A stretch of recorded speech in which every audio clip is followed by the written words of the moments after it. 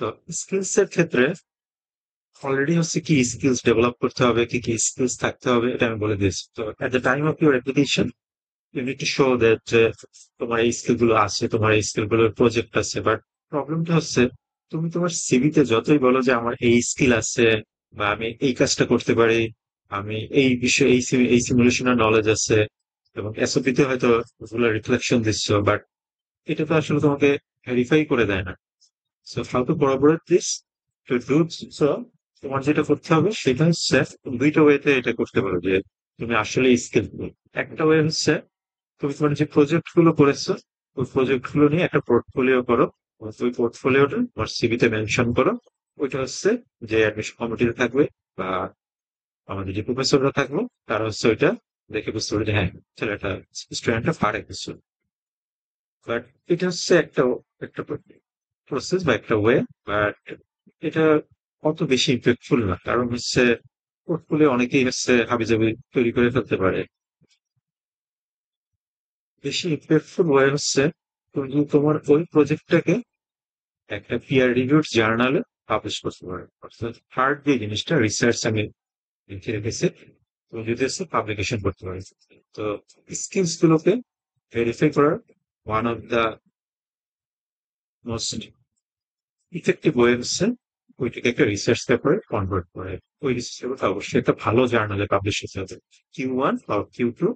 আর একদমই যদি না হয় Q1 Q2 Q3, বাট এর পরের কিছুতে আর পাবলিশ করা ওগুলো আসলে পাবলিশ না করার প্রতি অনেকটা অটোমেটিক জার্নালে যদি পাবলিশ করেছে, না পাবলিশ করে শ্রেয় আপনার মনে করেছে। সো রিসার্চ হচ্ছে, রিসার্চ অনেক ওয়ে হচ্ছে তোমাকে কন্ট্রিবিউশন করে।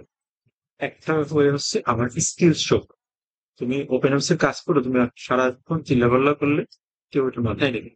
আর তুমি হচ্ছে কিছু পেপার ওপেন হাউস থেকে পাবলিশ করে ফেলো, তোমাকে দেখা যাবে যে প্রফেসরই বলছো তুমি তো নিউট্রনিক্স এর কাজ টেস্ট করো, ওপেন হাউস এর কাজ করো। তুমি থার্মোহাইড্রোলিক্স অনেক কিছু করছো, এনসি সবেট অনেক কিছু করছো, বাট তারা এটা রেকগনাইজ করবে না until you publish some papers.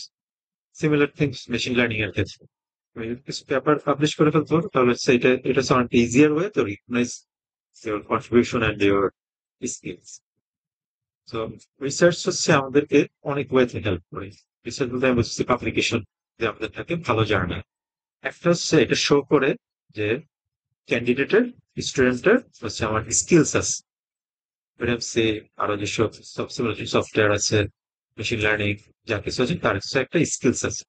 Next যে ইম্পর্টেন্ট জিনিসটা, আমরা তো হায়ার স্টাডি করতে চাচ্ছি কি কারণ রিসার্চ করার জন্য। তো এই পাবলিকেশনটা অ্যাকচুয়ালি শো করে যে স্টুডেন্ট রিসার্চ অ্যাবিলিটি আছে। সে হচ্ছে লিটারেচার রিভিউ করতে পারে ইফেক্টিভলি, সে রিভিউ করার মাধ্যমে সে রিসার্চ গ্যাপ বের করতে পারে, সে হচ্ছে নোবেল ইনসাইটস ডেভেলপ করতে পারে, সেগুলোর থেকে অ্যানালাইসিস অ্যাসেসমেন্ট করে একটা সিদ্ধান্তে সে আসতে পারে। ওই সিদ্ধান্তটা মোতাবেক সে একটা রিসার্চ, একটা প্রজেক্ট ডেভেলপ করতে পারে এবং ওই প্রজেক্টটাকে আলটিমেটলি একটা রিসার্চে কনভার্ট করতে পারে। সো এই জিনিসটা কিন্তু একটা হিউজ এবিলিটি এবং এই জিনিসটা কিন্তু লাগে। সব প্রফেসরই চায় যে তার যে ক্যান্ডিডেট আছে তার জন্য রিসার্চ অ্যাবিলিটি থাকে। রিসার্চ অ্যাবিলিটি শো করার একটা খুব ইজিয়ার ওয়ে এবং ইফেক্টিভ ওয়ে হচ্ছে আমার কিছু পাবলিকেশন থাকে। তার মানে এই গণহারে সবাই পাবলিকেশন শুরু করে দেবে। পাবলিকেশন হচ্ছে একটা একটা থিং বা একটা ফ্যাক্টর, এরকম আরো অনেক ফ্যাক্টর আছে। রিসার্চ হচ্ছে আমাদেরকে আরো একটা ইম্পর্টেন্ট জিনিস, সেটা হচ্ছে সাইন্টিফিক রাইটিং, SW। তো সাইন্টিফিক রাইটিং হচ্ছে, সাইন্টিফিক রাইটিং কিন্তু কোনো অত হার্ড এরকম নয়, বাট সাইন্টিফিক রাইটিং এ একটা ওয়ে আছে। এবং আমাদের যে জেনারেল রাইটিং আর সাইন্টিফিক রাইটিং এর মধ্যে ডিফারেন্স আছে। সাইন্টিফিক রাইটিং Q1 জার্নালের জন্য সাইন্টিফিক রাইটিং গুলো ভালো হতো। অনেক সময় দেখবে রিভিউয়াররাই অলরেডি বলে দেয় যে কাজ ভালো, বাট সাইন্টিফিক রাইটিংটা আরো ইমপ্রুভ করা উচিত। বা অনেক সময় বলে যে কাজটা হয়তো একটু একটু একটু লো লেভেলের, বাট এটার সাইন্টিফিক রাইটিংটা খুব ভালো, আমি এটাকে অ্যাপ্রুভ করে দিচ্ছি। তো এই কারণে হচ্ছে সাইন্টিফিক রাইটিং স্কিলটা ডেভেলপ করা উচিত। এবং একটা ক্যান্ডিডেটের যে সাইন্টিফিক রাইটিং এর এবিলিটি আছে এটা শো করে হচ্ছে সে যদি Q1 জার্নালে কিছু ভালো ভালো পেপার পাবলিশ করে এবং সেটা দেখে হচ্ছে যে প্রফেসর থাকবে সে বুঝতে যে আচ্ছা এই যে আমাকে আমার যে স্টুডেন্টরা যে অ্যাপ্লাই করেছে তার হচ্ছে সাইন্টিফিক রাইটিং এর অ্যাবিলিটি আছে।